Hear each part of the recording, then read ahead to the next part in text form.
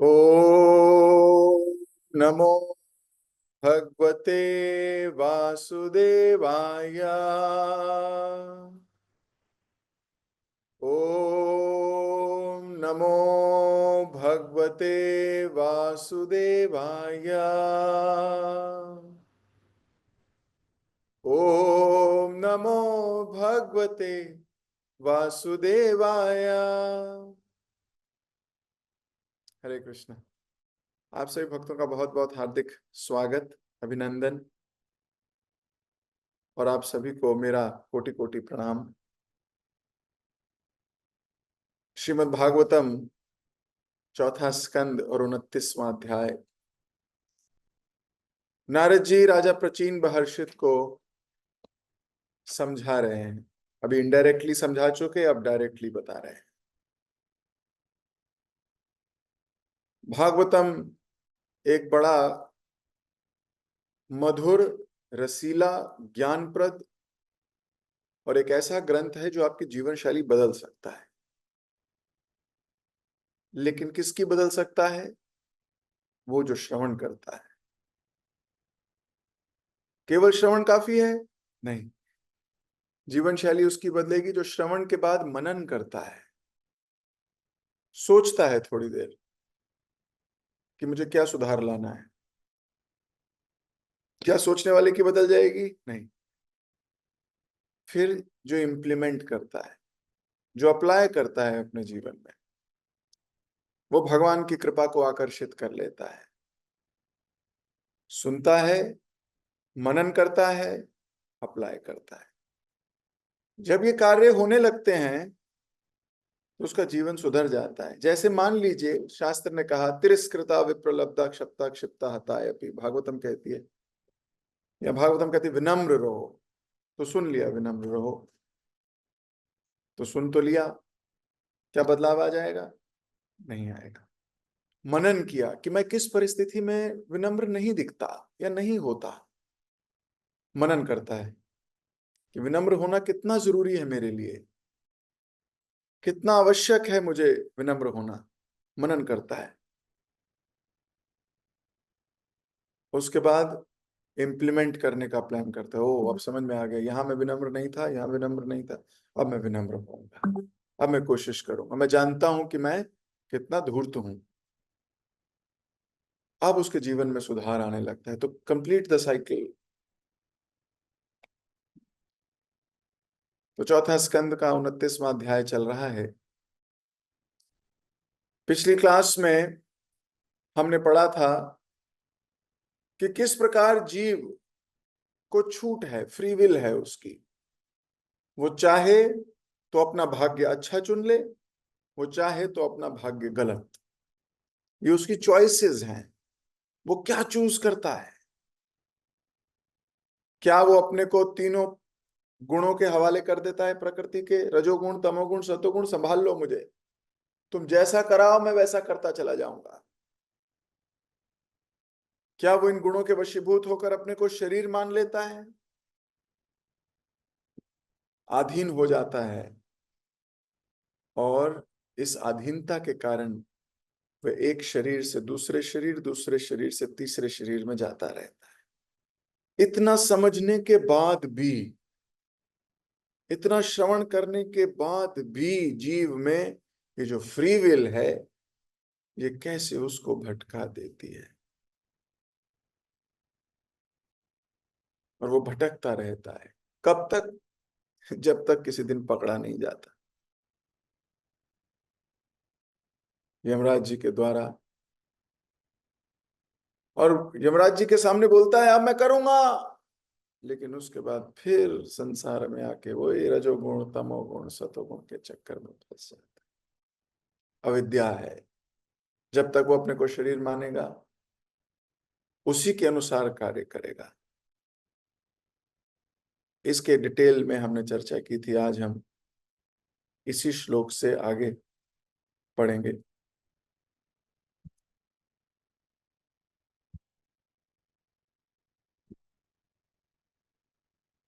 जो सतोगुणी है वे वैदिक आदेशों के अनुसार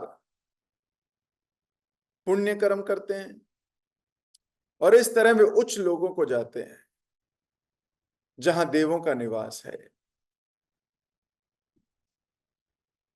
जो रजोगुणी है वे मनुष्य लोकों में विभिन्न प्रकार के उत्पादक काम करते हैं।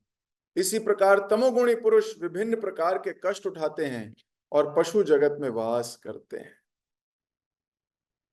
तो यहां लिखा गया जो सतोगुणी है वह वैदिक आदेशों के अनुसार कार्य करता है। और कैसे कार्य करता है? पुण्य पुण्य कर्म करता है, क्योंकि वेदों में लिखा है पुण्य करना है। हर एक कार्य किस प्रकार बताया गया, वो जीता है कैसे, वेदों में लिखा है ये काम करो इससे ये फल मिलेगा, हाँ ये वाला करूंगा। ये वाला कार्य करो उससे ये फल मिलेगा, हाँ अब ये वाला करूंगा। सतोगुणी व्यक्ति ऐसा करता है। और जब वो ऐसा कार्य करता है तो कहां जाता है? देवों के लोग, ऊपर जाता, ऊपर की तरफ उसकी जर्नी होती है। और जो रजोगुणी है फिर उसका क्या होगा? ये तो सतोगुणी के बारे में बताया। आदेशों का पालन करेगा वैदिक, और धीरे धीरे उच्च लोकों की तरफ जाएगा। जो रजोगुणी है वह मनुष्य लोकों में विभिन्न प्रकार के उत्पादक काम करता है, कुछ बनाता है, कुछ क्रिएट करता है, बिजनेस करता है। रजोगुणी है, कुछ पाना चाहता है, कुछ करना चाहता है, धन कमाना चाहता है, यश कमाना चाहता है, नाम चाहता है, रजोगुणी व्यक्ति। तो फिर तमोगुणी क्या करता है? इसी प्रकार तमोगुणी व्यक्ति विभिन्न प्रकार के कष्ट उठाता है और पशु जगत में वास करता है, वापस आ जाता है पशु जगत। तो सतोगुणी ऊपर की तरफ जाता है, रजोगुणी मनुष्य लोकों में, दो दो मनुष्य लोक में, दोनों लोकों में जाएगा, अभी बताएंगे उसको डिटेल में। और तमोगुणी, तमोगुणी पशु जगत में जाएगा या नीचे के लोकों में जाएगा।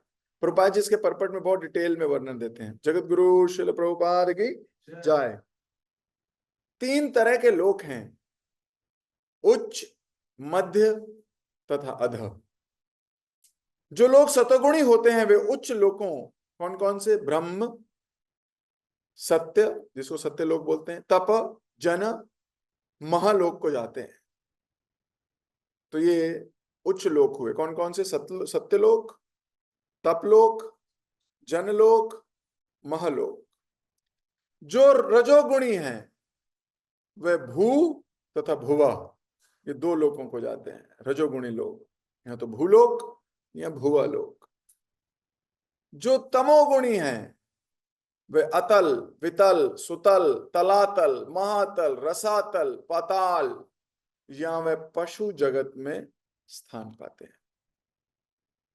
तो प्रभुपाद जी यहाँ डिटेल में वर्णन कर रहे हैं कि रजोगुणी, या तो आप रजोगुणी हो, या आप तमोगुणी हो, या आप सतोगुणी। वैसे हो सकता है आप तीनों हो, किसी किसी समय कोई कोई गुण आपका प्रधान गुण है।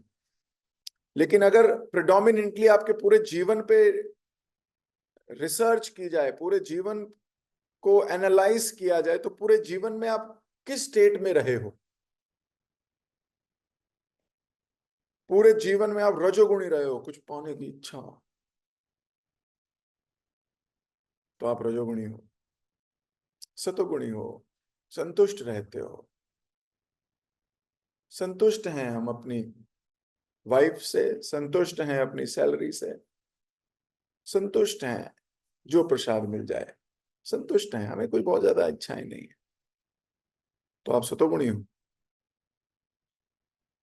और तमोगुणी व्यक्ति, वो तो बेहोश रहेगा, गलत आदतें इत्यादि में फंसा हुआ।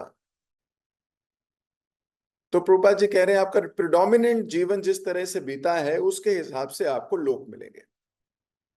सतो ज्यादा हो तो आप सत्यलोक की तरफ चले जाओगे, तपलोक की तरफ चले जाओगे, महलोक की तरफ चले जाओगे, जनलोक की तरफ चले जाओगे। बहुत रजोगुणी हो तो भूलोक या भुवलोक में चले जाओगे। और अगर तमोगुणी हो तो तमोगुणों के लिए ज्यादा ज्यादा लोक हैं।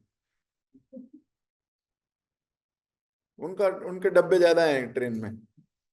अतल है, वितल है, सुतल है, तलातल है, महातल है, रसातल है, पाताल है। 7 लोग तो तमोगुणियों के लिए बनाए, पता है ना, पॉपुलेशन ज्यादा होनी है।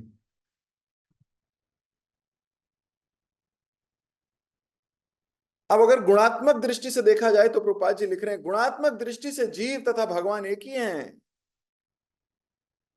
क्वालिटी में तो एक जैसे हैं दोनों, किंतु अपनी विस्मृति के कारण जीव विभिन्न लोकों में विभिन्न प्रकार के शरीर प्राप्त करता है। वो भूल जाता है, विस्मृति हो रही है उसकी, विस्मृति, भूल गया है वो कौन है। तो अलग अलग जगहों पे, अलग अलग लोकों में उसका पदार्पण होता रहता है, कभी इस लोक जाता है, कभी दूसरे लोक जाता है। और अलग अलग लोक जाता है तो अलग अलग शरीर मिलते हैं। आज के समय में मानव समाज बुरी तरह से रजोगुण से प्रभावित है। तो प्रभुपाद जी बोल रहे हैं, अभी आजकल का क्या चल रहा है जमाना, रजोगुणी बहुत है। बड़े बड़े कारखानों में काम करने के लिए लगे हुए हैं। वे भूल जाते हैं कि ऐसे स्थानों में रहना कितना कष्टप्रद है। भगवत गीता में ऐसे कामों को उग्र कर्म कहा गया है। जो लोग श्रमिकों की शक्ति का उपयोग करते हैं वे पूंजीपति कहलाते हैं, और वास्तव काम करने वाले श्रमिक या मजदूर कहलाते हैं। वास्तव में दोनों ही पूंजीपति हैं, और मजदूर रजोगुणी तथा तमोगुणी दोनों है। मजदूर रजोगुणी भी है, तमोगुणी भी है। इसका परिणाम यह है कि सदा ही अनंत, अत्यंत विकट या उग्र स्थिति बनी रहती है। इसके विपरीत जो लोग सतोगुणी हैं वे या तो कर्मी या ज्ञानी जन है। कर्मी जन वैदिक आदेशों के अनुसार उच्च लोकों तक पहुंचने का प्रयास करते हैं। ज्ञानी जन ब्रह्म में तदाकार होने का प्रयास करते हैं। इस प्रकार इस जगत में विभिन्न योनियों में सभी वर्ग के जीव पाए जाते हैं। इससे संसार में श्रेष्ठ तथा निकृष्ट जीव रूपों के पाए जाने की व्याख्या हो जाती है। तो प्रभुपाद जी बहुत क्लियरली बता रहे हैं कि जीवों की श्रेणियां 3 हैं, रजोगुण लोग, सतोगुणी लोग, तमोगुणी लोग। और कलयुग में प्रायतः अभी रजोगुणी का बोलबाला है। रजोगुणी बहुत हैं, इसलिए इतना कंपटीशन है। आप किसी भी फील्ड में चले जाइए, कंपटीशन क्यों है, रजोगुण है। जहां कंपटीशन होगा वहां रजोगुण आएगा ही आएगा।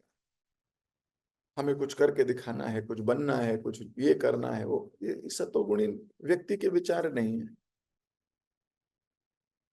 रजोगुणी व्यक्ति, रूपाल जी लिख रहे हैं, बहुत ज्यादा विकट परिस्थिति में रहते हैं। हालांकि तीनों ही विकट परिस्थिति में रहते हैं, लेकिन उसमें से भी रजोगुणी और तमोगुणी सबसे ज्यादा विकट परिस्थिति में, सबसे ज्यादा कष्ट ये दोनों भोगते हैं, रजोगुणी व्यक्ति और तमोगुणी। हालांकि सबसे ज्यादा दुविधा इन्हीं को है, और सबसे ज्यादा इल्यूजन इन्हीं को है कि सबसे मस्त यही है। तमोगुणी व्यक्ति, उसको लगता है बहुत मजे में हूं, दारू सिगरेट गंदी आदतें से जूझता हुआ उसको लगता है मैं तो मजे कर रहा हूं। वो दिन भर मेहनत करता है रात के लिए, उसको लगता है बहुत मजा आया आज मेरे को। पूरी जिंदगी मेहनत करता है कारखानों में, ऑफिसेस में, इत्यादि इत्यादि, बहुत कष्ट में है वो, लेकिन उसको लगता है वो सबसे ज्यादा मजे में है। ऐसे ही रजोगुणी व्यक्ति, आप सोचिए अपनी जिंदगी का कितना महत्वपूर्ण हिस्सा वो मेहनत करने में निकाल देता है। आजकल देखो लैपटॉप्स पे निकाल देते हैं लोग अपनी आधी जिंदगी, बैठे रहेंगे करते रहेंगे। देखा है हमने सॉफ्टवेयर इतने कोडिंग, 000111, ये इसी बाइनरी ऑपरेशंस में जिंदगी बीत जाती है। सच्ची बात है, घंटों घंटे।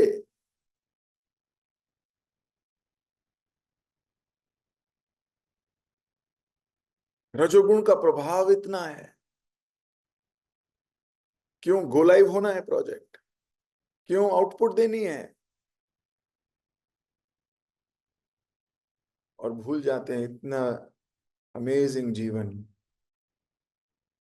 जो आनंद से रह सकते थे, प्रसन्नता से जी सकते थे, वो सारा जीवन मशीनों पे काम करते हुए, चाहे वो कारखाने की मशीन हो, चाहे वो ऑफिस की मशीन हो, कुछ भी हो, हमारा अधिकतम जीवन उसी मशीनरी का पार्ट बन के रह गया। उसी मशीनरी में सुबह से शाम तक लगे हैं। और क्या कर रहे हैं? We are trying to solve problem. Problem का सॉल्यूशन ढूंढ रहे हैं। कौन सी प्रॉब्लम? Temporary problem.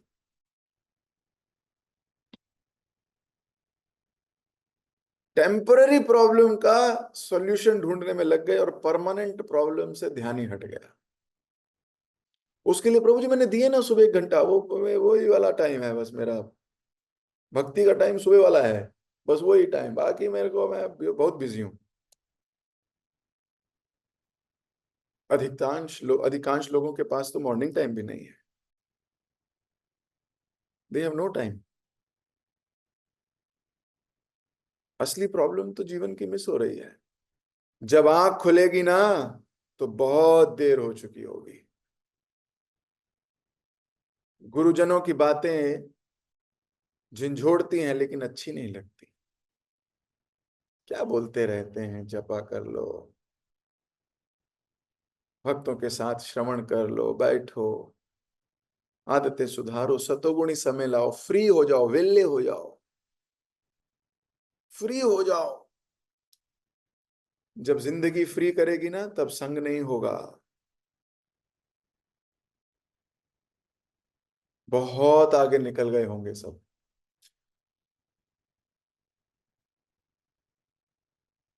इसलिए विचारवान व्यक्ति न रजोगुण में फंसता है, न तमोगुण में फंसता है, न सतोगुण में फंसता है।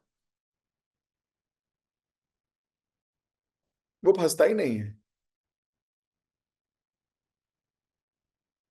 वो अपने जीवन को समर्पित करते चलता है। क्यों? रूपा जी लिख रहे थे, विस्मृति हो गई है उसको। जैसे ही वो विस्मृति हो गई है उसको, वैसे ही वो भटक गया है।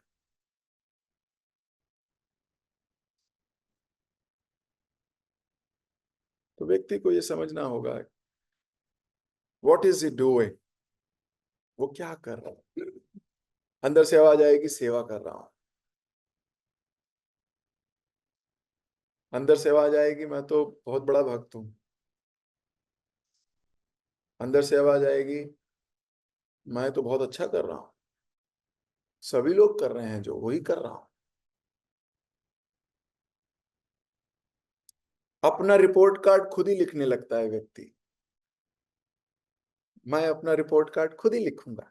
मैं बहुत अच्छा कर रहा हूं। मैं इसमें भी बहुत अच्छा कर रहा हूं। मैं इसमें भी बहुत अच्छा कर रहा हूं। कभी अपना रिपोर्ट कार्ड खुद लिखा है? नहीं। ये तो आपको भौतिक संसार ने मौका नहीं दिया, तो आध्यात्मिक संस्कार में कहां से, आध्यात्मिक संसार में आपको कहां से ये मौका मिल जाएगा? विचारवान व्यक्ति कहता है कि मुझे फंसने मत दीजिएगा, न सतोगुण में, न रजोगुण में, न तमोगुण में।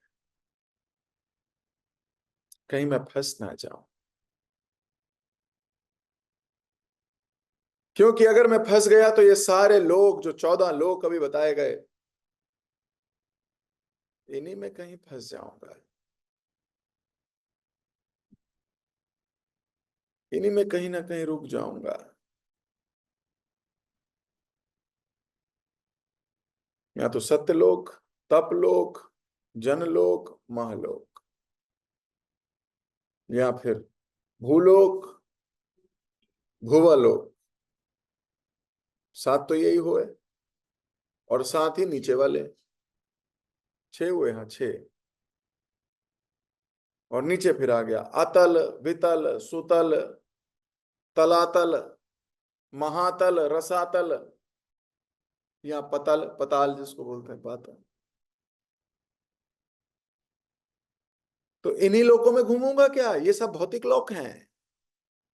ये आध्यात्मिक लोक नहीं है। ब्रह्मा जी का लोक से लेके नीचे पाताल लोक, सारे के सारे 13 भुवन जो हैं, ये सब भौतिक है, ये सब टेम्पररी है। ब्रह्मा जी के 100 वर्ष के बाद प्रलय आती है। जिस दिन ब्रह्मा जी के 100 वर्ष की घंटी पूरी हुई, टम, सब के सब सम,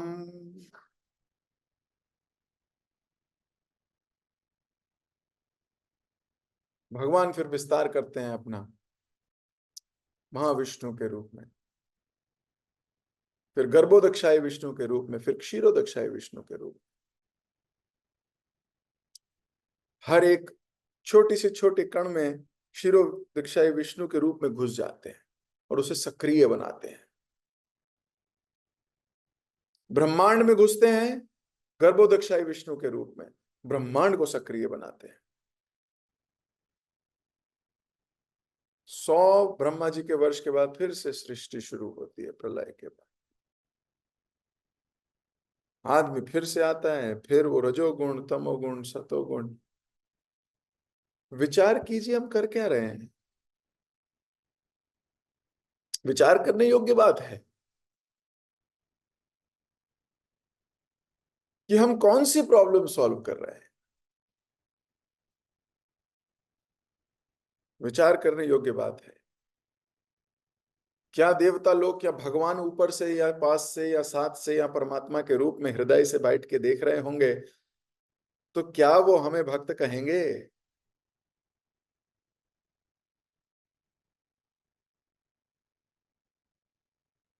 जब तो सभी कर रहे हैं। मॉर्निंग में सभी उठ रहे हैं, सभी लोग सारी क्रियाएं कर रहे हैं। सच्ची बात है भाई। जप करते हैं, सुबह उठते हैं, प्रार्थनाएं पढ़ते हैं, मंगलारती करते हैं, सब कुछ सब लोग कर रहे हैं। Everybody is doing so, Krishna is sitting in everybody's heart.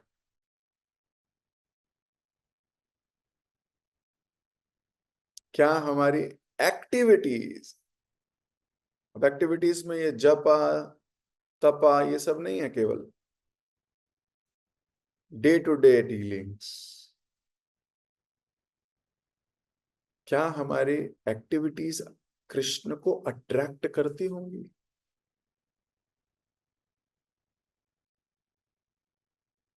क्या उनको हम पे गर्व होगा?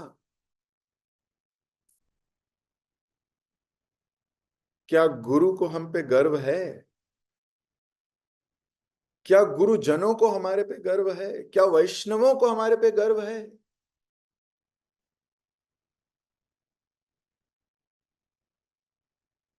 ये विचार करने वाली बात है। या हम इन्हीं 13 भुवनों में कहीं ना कहीं जाने का प्लान बना रहे हैं?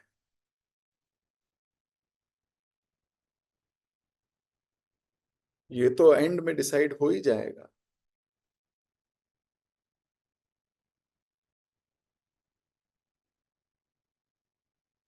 रूपा जी लिख रहे हैं, इसलिए रजोगुण त्यागो, तमोगुण त्यागो।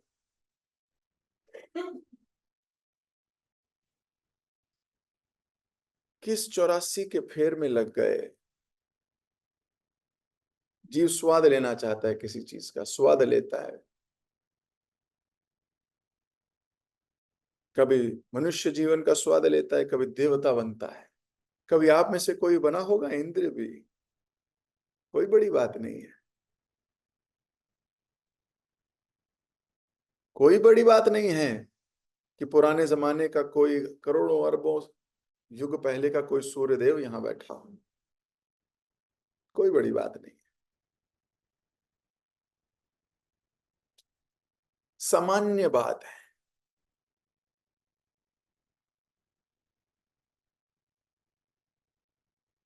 उच्चतम लोगों को गए हों कभी, और फिर वहां से पुण्य कार्य क्षीण हुए हों, दोबारा इस धरातल पर आए हों, किसी न किसी के रूप में, किसी न किसी के पुत्र बनकर, और फिर प्लान बना रहे हैं।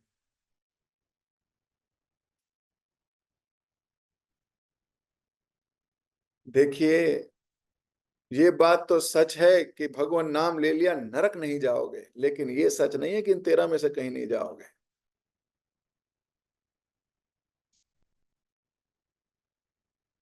हो सकता है नरक ना जाओ, वहां तो यमराज जी ने मना कर दिया, नरक मत लेके आना इनको, भगवान का नाम लेते हैं। लेकिन सुतल पतल ऊपर देवलोक, कहीं कहीं भी जाना हो सकता है, फिर क्या करोगे? क्या जश्न मनाओगे कि नरक जाने से बच गया? हंसेंगे लोग तुम पर। नरक जाने से नहीं, भगवत धाम जाने से रह गया ये चीज। इस जीव के उद्देश्य कृष्ण के उद्देश्य से अलग थे। ये जीव अपने को भगवान की अलाइनमेंट में नहीं रख पाया। इतना नहीं है कि आप बस 16 माला कर लो, 4 नियम पालन कर लो, ये भी जरूरी है, ये तो है ही जरूरी, प्रभुपाद जी ने कहा। लेकिन क्या सिर्फ इतना करने से चले जाएंगे भगवत? जा सकते हैं अगर आपने प्रभुपाद जी को खुश कर दिया तो, या आपने गुरु तत्व को खुश रखा तो, सच्ची बात है। Guru parampara is happy with you, you will go back to God.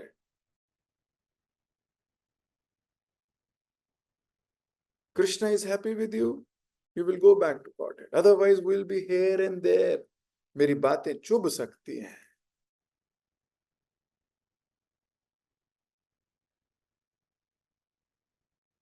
लेकिन मेरे को शास्त्र की बात चुबाने से कौन रोक सकता है?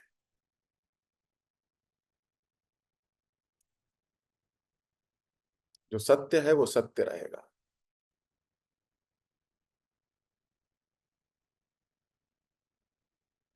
शास्त्र कहता है कि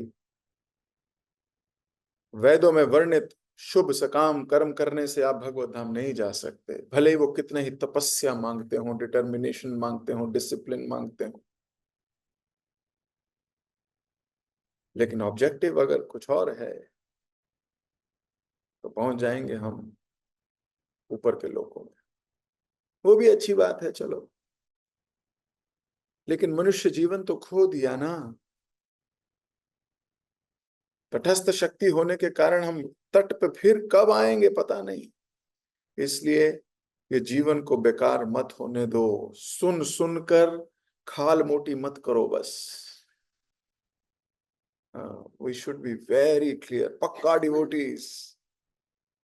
सुन लिया प्रभु जी, बहुत बार सुन लिया, कोई बात नहीं। मैंने बहुत बार कह भी तो दिया। धीरे धीरे बरसों की जमी हुई परत धीरे धीरे जाएगी। मुझे अपने पे विश्वास नहीं है, लेकिन हरि नाम पे पूरा विश्वास है।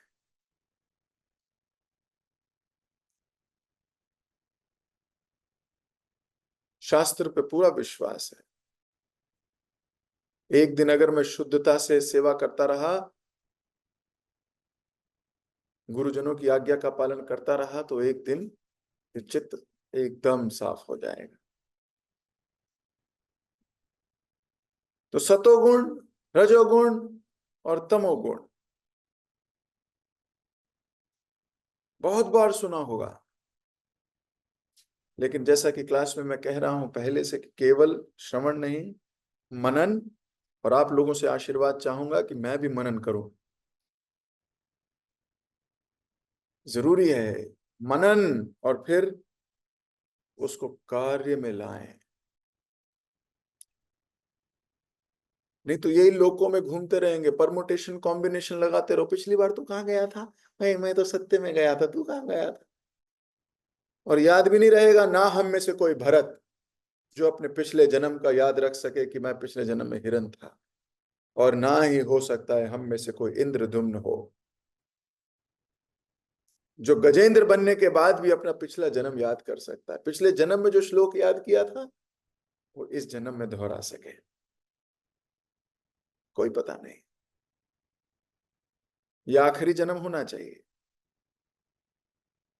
आज पवित्र नहीं है कोई बात नहीं, लेकिन आज पवित्र होने का प्रण तो ले सकते हैं। अंग्रेजी में एक कहावत है, ध्यान से सुनिए। You cannot change the beginning, you cannot change the beginning, but you can start where you are and change the ending.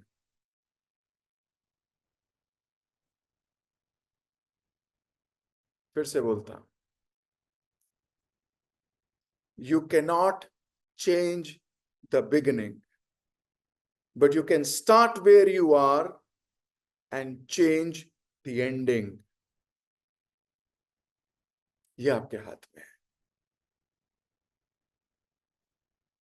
हम अपना शुरुआत या पुराने दिन बदल नहीं सकते, अब तो कर आए गलतियां, अब तो कर दी,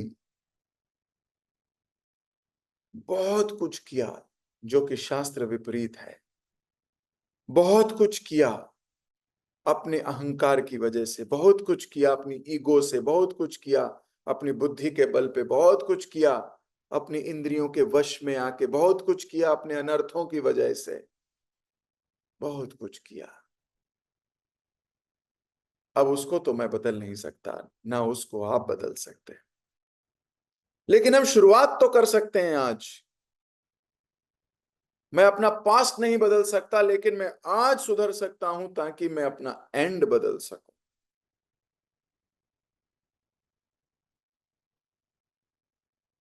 and is in your hands, beginning might not be in your hand.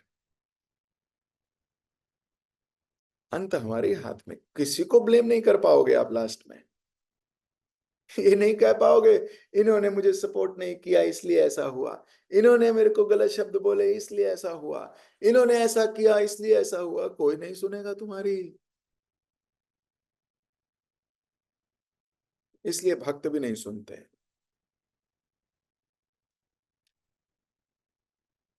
We don't hear all this. These are all complaints, all excuses. You decide today. आज डिसाइड करते हैं कि हम अपनी पुरानी गलतियों को याद करके उन्हें धकेलते हैं। आज से गुलाम नहीं बनेंगे इन इंद्रियों के। आज से हम भगवान के हाथ में डोरी देते हैं। आज से कृष्ण की दृष्टि से देखेंगे, गुरुजनों की दृष्टि से देखेंगे। We might change the end.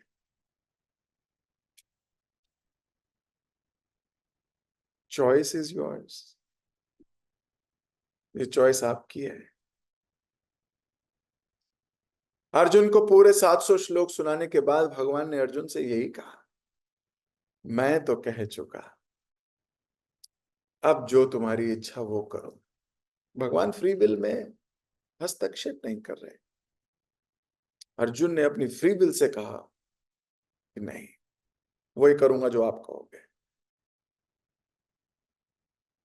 इस एक दिन की प्रतीक्षा हो रही है। भगवान हमारे उस एक दिन की, गुरुवर भी हमारे उस एक दिन की प्रतीक्षा करते हैं जब भक्त कहते, भगवान मैं आपका हूं, अब आप संभालो। और वो करने लगे, करिष्यसि वचनम तवा।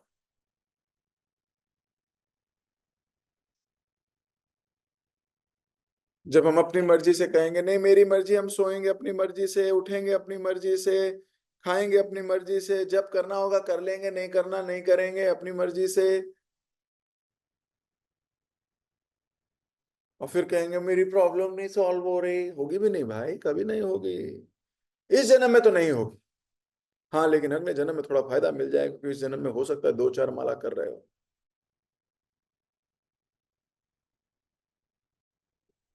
लेकिन गंभीर भक्त बड़े गंभीर होते हैं। वो एक क्षण भी नहीं लगाते, वो एक क्षण भी वेस्ट नहीं करते।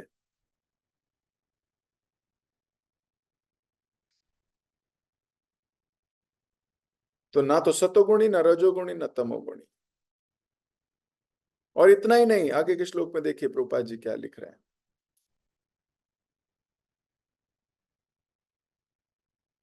भौतिक प्रकृति के तमोगुण से आच्छादित होकर जीवात्मा कभी नर, कभी नारी, कभी नपुंसक, कभी मनुष्य, कभी देवता, कभी पक्षी, पशु इत्यादि बनता है। तो कौन बनता है? तमोगुणी व्यक्ति बनता है। कभी नर बनता है, कभी नारी बनता है, कभी नपुंसक बनता है, कभी मनुष्य बनता है। इस प्रकार वह इस भौतिक जगत में घूमता रहता है। वह प्रकृति के गुणों के अधीन अपने कर्मों के कारण विभिन्न प्रकार के शरीर स्वीकार करता है। तात्पर्य में प्रभुपाद जी लिख रहे हैं, जगत गुरु शिल प्रभुपाद की जाए। फिर से वही बोल रहे हैं जो इससे पहले परपट में दिया था। वास्तव में जीव भगवान का अंश है, फलतः वह आध्यात्मिक गुण संपन्न है। इसे पिछले श्लोक में भी प्रभुपाद जी कह रहे थे, गुणात्मक दृष्टि से दोनों एक जैसे हैं, भगवान और जीव। और यहां भी वही कह रहे हैं। वह कभी भौतिक नहीं होता, जीव कभी भौतिक नहीं है। उसका भौतिक बोध उसकी विस्मृति से उत्पन्न होने के कारण एक गलती है।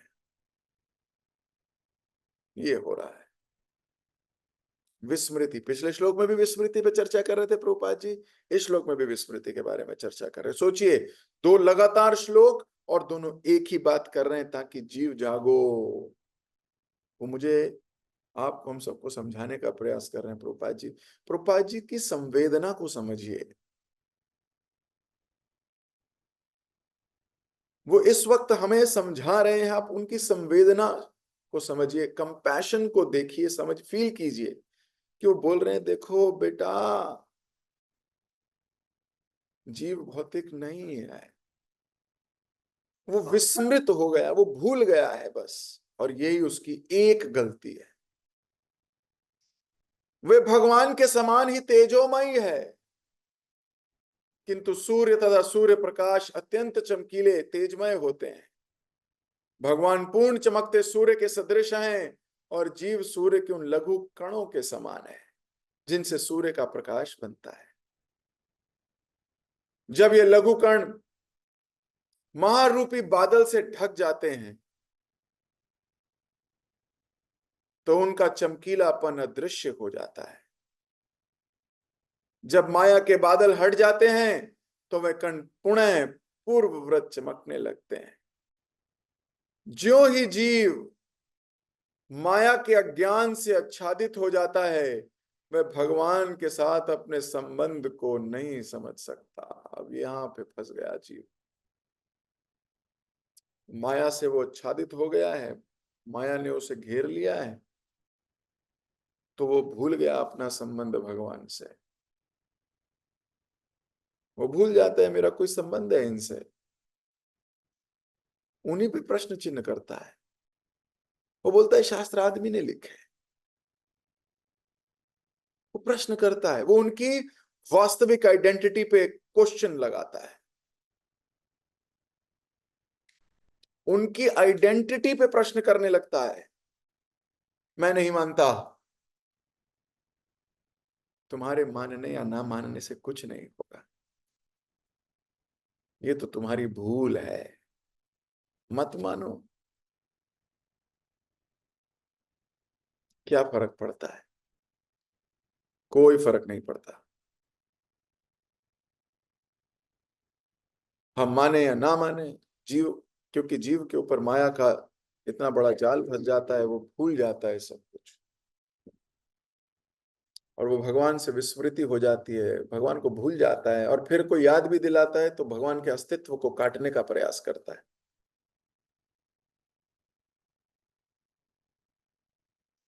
अपने अपने जीवन पे रोशनी डाल के चेक करो। आपके जीवन में जरूर ऐसे लोग मिले होंगे आपको जो भगवान के अस्तित्व पे ही प्रश्न लगाते हैं।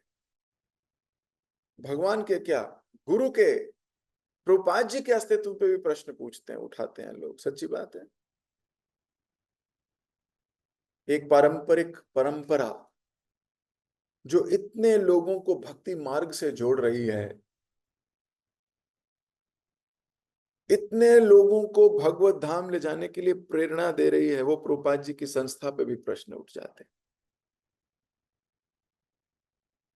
ये एकमात्र इस भव सागर में मीठे पानी का स्तोत्र है। ऐसे लोगों को क्या कहेंगे? बद्ध जीव हैं, मूर्खतावश अज्ञानवश भटक गए,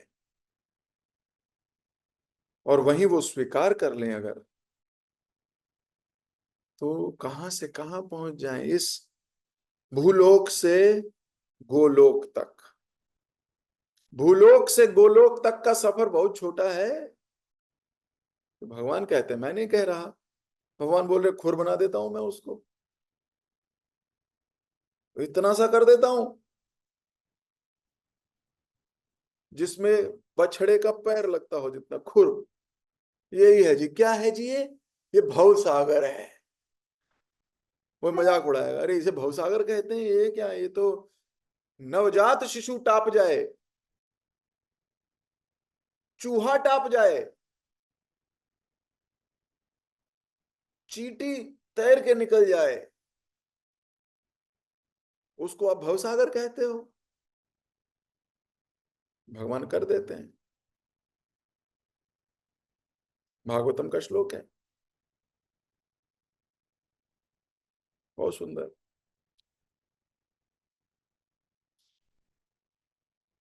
उसके जीवन में विपत्ति आएगी ही नहीं, तो कृष्णा टेक्स गारंटी। तो ये सफर लंबा नहीं है, ये तो हमारे अज्ञान ने इसको लंबा कर दिया है, क्योंकि हमारा ज्ञान हमें समर्पित होने नहीं देता। हमारा ज्ञान, हमारा अहंकार हमें झुकने नहीं देता।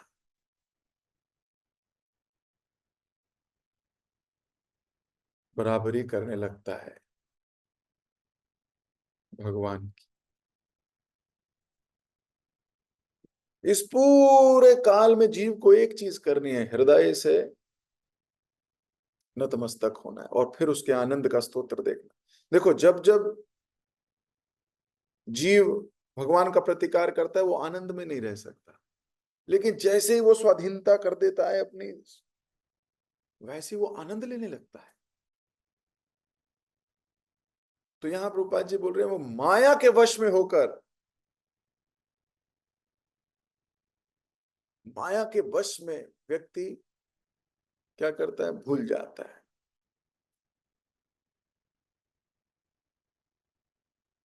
भूल जाता है। अगर वो शरणागति स्वीकार कर ले, अर्पित कर दे अपने को, आश्रित हो जाए, समाश्रिता यद पल्लव प्लवम महत पदम पुण्य यशो मुरारे। इतना सुंदर श्लोक है भागवतम का। भवाम बुधिर वत्स पदम पदम परम पदम पदम यद विपदाम न तेषाम। इतना सा कर देंगे भगवान। क्या समाश्रिताम यद, क्या कर ले अपने आप को आश्रित। ये नहीं होता। प्रभु जी कोई आसान काम है? नहीं होता। मैं जानता हूं बहुत मुश्किल है, हर परिस्थिति को भगवान की कृपा मान के देखना बहुत मुश्किल काम है, बहुत मुश्किल काम है। आपका बेटा आपकी बात नहीं माने, आप कहो बेटा चॉकलेट नहीं खानी, लेकिन वो कहे मैं तो खाऊंगा।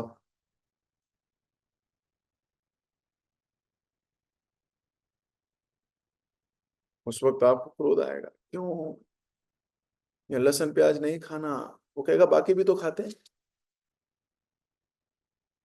बेटा सिनेमा हॉल नहीं जाना, वो कहेगा सब जाते हैं, मम्मी मेरी क्लास के सारे बच्चे जाते हैं।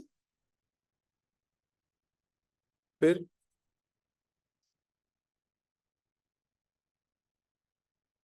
चीजें एजिटेट करेंगी हमको, सच्ची बात है, एजिटेट करती। But how you bounce back, how you deal with situations. somehow or the other, if Krishna is pleased with your bhakti, वो ये इतना सा कर देंगे आपके लिए।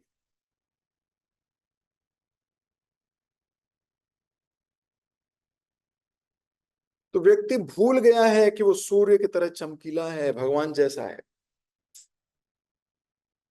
लेकिन अपने अस्तित्व को खो दिया है उसने भगवान के साथ कंपटीशन करके।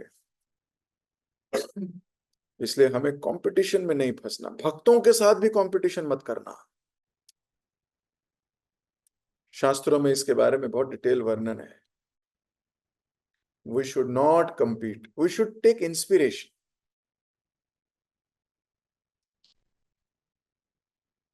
अगर किसी भक्त में कोई योग्यता है तो उससे जलना नहीं है। हमें क्या सोचना है, योग्यताएं सारी कृष्ण देते हैं, तो भगवान ने इसको ये योग्यता दी है, तो उसकी योग्यता में कृष्ण को स्मरण करना चाहिए। आपको कभी जलन नहीं होगी किसी भक्त से, वो कृष्ण की कृपा है उसके पास, आपके पास भी है, पर आप देख ही नहीं रहे हो, दूसरों को ही देख रहे हो। No competition, devotees do not compete, they have spiritual competition which is called inspiration। एक दूसरे से इंस्पायर होना। एक अच्छा भक्त वो है जो सबसे प्रभावित रहता है, सबसे प्रभावित, इसमें ये गुण है, इसमें ये गुण है। रघुनाथ दास गोस्वामी, अगर रघुनाथ दास गोस्वामी का जीवन चरित्र पढ़ोगे, किसी दिन डिटेल डिस्कशन होगा। रघुनाथ दास गोस्वामी किसी भक्त की इतनी सी भी बुराई नहीं सुनते थे, ऐसे कान पे लगा के निकल जाते थे। बोलते थे मुझे मालूम है उसके अंदर 2 करोड़ बुराइयां हैं, लेकिन उसके हाथ में जपमाला है, वो भगवान का सेवा कर रहा है, मुझे बस उसकी यही अच्छाई बहुत अच्छी लगती।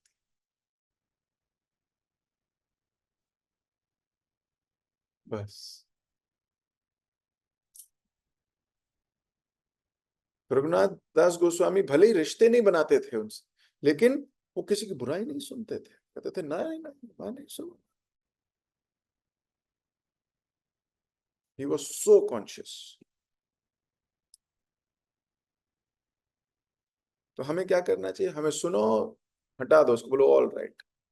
एटलीस्ट डिस्क्रिमिनेशन पावर चाहिए। वो स्टार्टिंग में हमें डिस्क्रिमिनेशन पावर मिलती है, किनका संग करना है, किनका संग नहीं करना है। इवन भक्तों में भी डिस्क्रिमिनेशन होती है, इनका करना चाहिए, इनका नहीं करना चाहिए।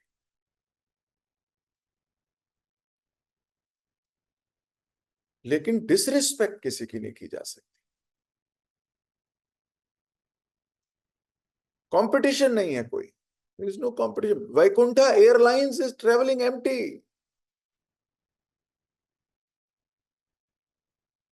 ये वही डीटीसी बस थोड़ी है जहां बहुत कंपटीशन है, बैठेगा कौन। ये गोलोक की एयरलाइन है, खाली जाती है बहुत। सिर्फ ISKCON devotees and pure devotees are allowed है, ऐसा शुद्ध वैष्णव गण अलाउड है। अगर वो महाप्रभु के बताए हुए मार्ग पर चलें तो प्रभुपाद जी तो यहाँ बिल्कुल क्लियर लिख रहे हैं, बिल्कुल। रजोगुण तमोगुण सतोगुण, अपनी अपनी प्रिडोमिनेंट नेचर जानो, चेक करो। आज ज्यादातर रजोगुण में रहते हो, ज्यादा देर तमोगुण में रहते हो, ज्यादा देर सतोगुण में रहते हो, हंसना नहीं रोना नहीं, तीनों के तीनों यही रखेंगे आपको, जब तक शुद्ध सतोगुण में नहीं पहुंचोगे। प्रभु जी मैं तो बहुत अच्छा करना चाहती हूँ, पर मेरी जो बहू है ना वो नहीं करने देती। प्रॉब्लम बहू नहीं, प्रॉब्लम आप हो। आप एक्सक्यूज दे रहे हो। प्रभु जी मैं करना चाहता हूँ, मेरी बीवी है ना वो नहीं करने देती। प्रॉब्लम बीवी नहीं है, प्रॉब्लम आप हो, एक्सक्यूज दे रहे हो Bhagwat. You are a big problem. Please understand we are not problems. हमें सॉल्यूशन ढूंढना है, कोई भी चीज आपको रोक नहीं सकती। जैसे भगवान ने कहां से शुरू कराई भक्ति? पत्रम पुष्पम फलम, तो ये बोले ले बेटा 2 रुपए भी खर्च नहीं करने तेरे को, यहां से भक्ति शुरू कर, लेकिन खत्म यहां मत करियो। शुरुआत है, खत्म भी आप एंड में आपके पास 2 करोड़ रुपए आप बोल रहे हो पर मैं भगवान को तो पत्रम पुष्पम फलम ही दूंगा। It doesn't happen like that. भक्ति की शुरुआत पत्रम पुष्पम फलम से है। धीरे धीरे तो समाश्रिताम, पूरा अर्पित करना है, पूरा अर्पित करना है। एक भक्त लिखते हैं कि मैं अपने ऊपर, अपने शरीर के ऊपर तुलसी का पत्ता और थोड़े तिल डालकर अपने को कृष्ण आपको दान देता हूं। Can you imagine? भारत में अभी भी कई प्रांतों में ये प्रथा है, दान देते वक्त थोड़े तिल रखते हैं ऊपर। आप 100 रुपया दान करो, उस पर तिल रखेंगे। आपको बोतल दान करो, तिल रखेंगे। आप थैला दान करो, तिल रखेंगे। तिल रख के दान करते हैं। तो ये भक्त कह रहा है मेरी प्रथा है मेरी जगह की, मैं अपने ऊपर तुलसी का पत्ता और तिल डालकर अपने को आपको दान करता हूं। मतलब आज के बाद मैं कुछ नहीं मांगूंगा,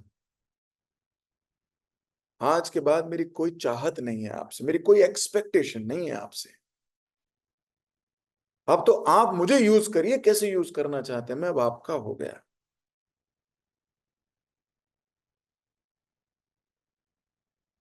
बहुत डीप बात है। तो अभी मैं अपनी वाणी को यहीं विराम दे रहा हूं, नहीं तो बिक जाएंगे। प्रभु जी बस। कुछ लोग तो निकल गए होंगे तिल ढूंढने।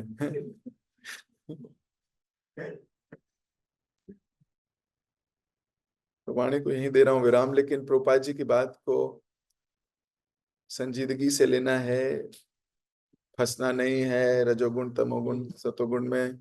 छोटी छोटी प्रॉब्लम्स को सॉल्व नहीं करना है, बड़ी प्रॉब्लम पे फोकस रखिए। ये माया 10 रुपए के नोट पे ले जा रही है तुमको, 20 रुपए का नोट दिखा के ले जा रही है तुमको, फंसना नहीं है। Nobody is to be blamed. I am to be blamed. Jagat Guru शिल प्रभुपाद की जय, ग्रंथ राज श्रीमद् भागवतम की जय, आप सभी उत्साही भक्तों की जय। किसी भक्त का कोई प्रश्न, कोई टिप्पणी? नीतू माता जी। हरे कृष्णा प्रभु जी, दंड प्रणाम। हाँ जी माता जी। थैंक यू सो मच प्रभु जी, इतने अच्छे लेक्चर के लिए। प्रभु जी मतलब इतने घुसे पड़े हैं कि मार झेलनी भी ना मुश्किल हो गई है। क्योंकि प्रभु जी अभी तक तो केवल स्वर्ग और नर्क की भाषा ही समझ रहे थे, लेकिन आज ये फिर 14 भुवन आ गए हैं लटकने के लिए। तो प्रभु जी समझ ही नहीं आ रहा कि कैसे निकल पाएंगे। क्योंकि हर बार सोचते हैं कि आज ये करना है, आज तो हो जाता है, लेकिन आगे के लिए प्रभु जी फिर श्योर नहीं रहते, फिर कहीं ना किसी चीज में लटक कर फिर छोड़ देते हैं। तो प्रभु जी समझ नहीं आते कि एम क्या बनाए अपना।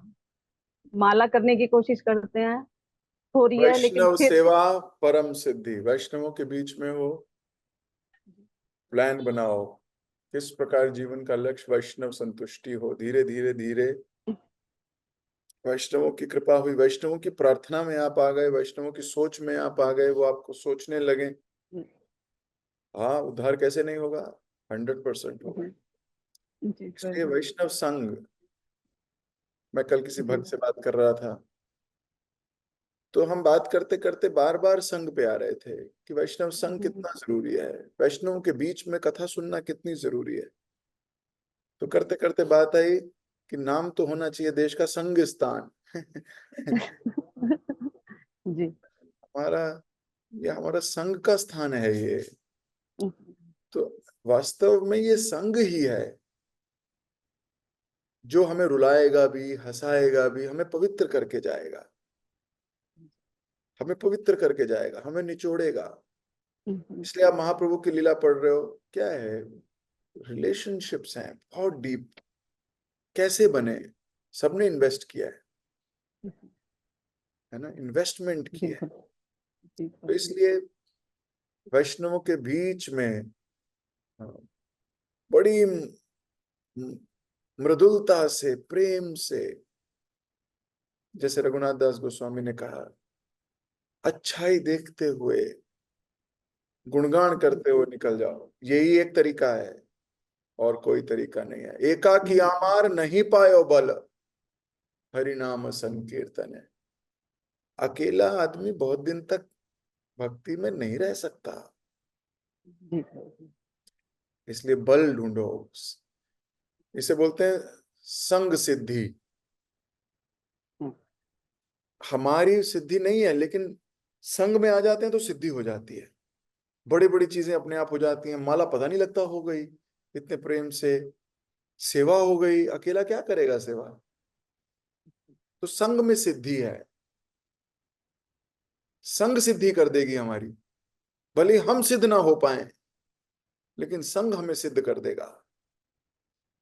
इसलिए माता जी, हमेशा संग में रहने का प्रयास करना है, हमेशा।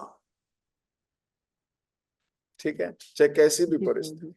जी जी जी जी जी और प्रभु सेवा करते रहना है, सेवा जी प्रभु उत्साह के साथ। ये जी इनके इन प्रभु प्रकार है, यथाशक्ति, हम्म यथा भक्ति। हम्म, तो जी संग प्रभु सिद्ध कर देगा माता जी हमें। ठीक है। जी प्रभु जी प्रभु जी। और प्रभु जी मैं कहना चाह रही थी, कल हमारा आईडीसी का टेम्पल की तरफ से हमने फर्स्ट अटेम्प्ट दे दिया है, तो प्रभु जी ब्लेसिंग दीजिए हम सभी भक्तों को, हम उससे अच्छे से जो हमने दिया है उसमें डीपीसी मतलब है, निकल जाए। डीपीसी है, आईडीसी नहीं जी है, वो प्रभु डीपीसी है। जी प्रभु जी। जी। हरे कृष्णा। ईश्वर आप लोगों की मदद करे। थैंक यू सो मच प्रभु जी। हरे। हरे कृष्णा नाम। ओके, अभी मुझे दो आज्ञा। आप सबसे मुलाकात होगी कल सुबह। महाप्रभु पहुंच गए हैं केशव भारती के पास, और बस अब कल तो सन्यास ले ही लेंगे। हरे कृष्ण। हरे कृष्ण प्रभु जी, धन्यवाद, प्रणाम जी। बहुत बहुत धन्यवाद आपका आज के इतने सुंदर लेक्चर के लिए। और आज के श्लोक से आपने हमें बताया कि कैसे जीव जो है वो तीन गुणों के बीच में फंसा हुआ है, उनसे घिरा हुआ है पूरी तरीके से। और मेनली हम कलयुग के जो जीव हैं, हम रजोगुण के अधीन रहते हैं। लेकिन देखा जाए तो जब सत्वगुण के अधीन होकर हम ऊपर के लोकों में चल जा सकते हैं, ऊपर के सात लोकों में। और यदि तमोगुण के अधीन हो तो अधोगति हो सकती है, नीचे के लोकों में जा सकते हैं। परंतु ये सब लोग ही टेम्पररी है, जैसा आज आपने बताया। तो जब ये सब टेम्पररी, ये भी नश्वर है, खत्म होंगे, वापस हमें लौट के यहीं पे आना है, ये भी भगवत धाम की जैसा हमें सुख नहीं दे सकते। तो आपने बताया और फोर्स करा मुझे भी ये सोचने के लिए कि मैं मेडिटेट करूं कि क्या कर रहा हूँ इस चीज में। क्योंकि इन गुणों के अधीन रह के कोई ना कोई गुण अपने पास से बांध के मुझे ऊपर नीचे धकेलते ही रहेगा। जैसे बंजी जंपिंग कराते हैं लोग, पैसे देके बंजी जंपिंग करते हैं, लेकिन हम जीव तो ऐसे ऊपर के लोगों में, नीचे के लोगों में, उस रस्सी पे, तीनों गुणों की रस्सी से बंध के कूदते ही जा रहे हैं। तो ज्यादा कूदेंगे तो हालत खराब हो जाएगी। इससे बेटर है कि उसके ऊपर ही उठ जाते हैं, भगवान के धाम में चले जाते हैं। लेकिन उसके लिए भक्ति अच्छे से करनी होगी। लेकिन प्रभु जी, यदि भक्ति पे भी मैं सोच विचार करूं, तो आपने बताया कि सुबह जल्दी उठने से, जप करने से हो जाएगा, तो ऐसा नहीं है, ये भी करना है, लेकिन ये इनफ नहीं है। एक वैष्णव के लिए उसका बिहेवियर बहुत ज्यादा मैटर करता है, उसकी डे टू डे डीलिंग्स कैसी हैं, वो बताएंगे कि वो कृष्ण और गुरु से संतुष्ट है या नहीं है। तो बहुत विचार करना है मुझे इस चीज पे कि क्या मेरे वरिष्ठ वैष्णव मेरे से खुश होंगे, क्या वो मेरे पर गर्वित फील कर रहे होंगे, क्या मेरे गुरु को अच्छा लग रहा होगा कि मैं उनका शिष्य हूँ। क्योंकि एक शिष्य का धर्म तो यही है कि वो अपने गुरु को संतुष्ट करे, उनको खुश करे। तो इस पर मुझे विचार करना है, जैसा आपने बताया कि ऐसा क्या मेरी गतिविधियां हो सकती है जिससे मेरे वरिष्ठ, मेरे गुरु मेरे से प्रसन्न रह सकें। और इन प्रभु जी, एक चीज हो रही है कि इसमें समझ में यही आता है कि ना तो भी मेरी साधना में इतना बल है, ना जप में इतना बल है, तो फिर कैसे होगा। और उसके बाद आपने आज लास्ट पॉइंट बताया कि वैष्णवों के ऊपर ही निर्भर रहना है, गुरु की कृपा पे ही निर्भर रहना है। और उसके लिए सरल होना पड़ेगा, क्योंकि जैसा हम देखते हैं कि जो इनोसेंस शब्द है, उस एडजेक्टिव को हम ज्यादातर बच्चों को संबोधित करने के लिए यूज करते हैं कि he is an innocent child. Generally हम नहीं सुनते कि he is an innocent man, क्योंकि बड़े होते होते ड्यूप्लिसिटी, कुटिलता आ जाती है। बच्चे इनोसेंट रहते हैं क्योंकि वो जैसा माता पिता बोलते हैं वैसे ही करते हैं। तो being a student, being a शिष्य, मुझे भी ऐसा भाव लाना है अपने अंदर कि मैं अपना फालतू का दिमाग नहीं लगाऊं, मुझे कुछ नहीं पता, लेकिन जैसा मेरे गुरु ने मेरे लिए बोल दिया वही मेरे लिए इनफ है। तो इसी चीज पे विचार करते हुए अपने अंदर इनोसेंस लानी है, और इनोसेंस के साथ साथ सरेंडर भाव गुरु पे, वैष्णव पे, क्योंकि अल्टीमेटली आपने बताया कि वही हमारा उद्धार कर सकता है। तो इस चीज पे ही मैं मेडिटेट करूंगा प्रभु जी। आपको बहुत बहुत धन्यवाद आज के लेक्चर के लिए, और आप सभी भक्तों को बहुत बहुत धन्यवाद इतने प्रेम से श्रवण करने के लिए। तो हम सब एक बार हरे कृष्ण महामंत्र का उच्चारण करेंगे प्रभु जी का धन्यवाद करने के लिए। हरे कृष्णा कृष्ण कृष्ण हरे हरे, हरे Ram Ram Ram Hare Hare. Thank you so much प्रभु जी। हरे कृष्ण। हरे कृष्णा।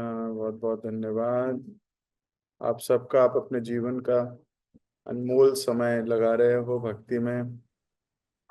हरे हरे। हरे कृष्णा प्रभु प्रणाम। हरे कृष्णा प्रभु जी हरे दंडवत प्रणाम। कृष्ण प्रभु जी हरे कृष्णा दंडवत प्रभु प्रणाम। जी हाँ प्रभु जी दंडवत प्रणाम। हरे कृष्ण प्रभु जी हरे दंडवत कृष्णा प्रणाम। प्रभु जी दंडवत हरे प्रणाम। कृष्णा प्रभु जी दंडवत हरे कृष्णा प्रणाम। प्रभु जी दंडवत हरे प्रणाम।